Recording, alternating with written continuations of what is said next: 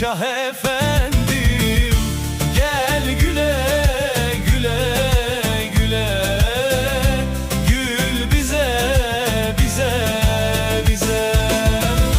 Ledün ilmi sohbetinle söyler misin Şah efendim, gel güle güle güle, gül bize bize bize.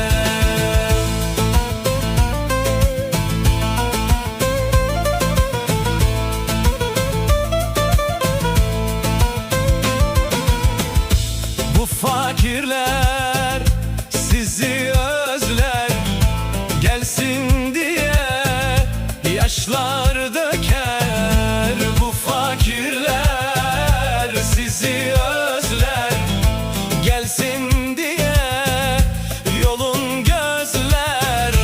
Bize o ilhamlı sözler söyler misin Şah efendim, gel güle güle güle, gül bize bize bize.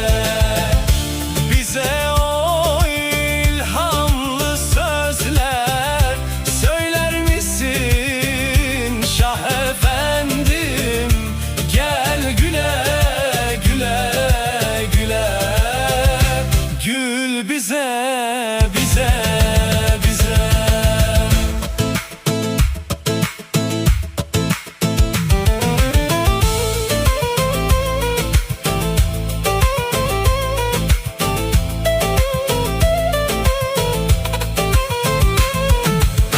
Faruk Sultanım, hoş geldin bu meclise, şeref verdin.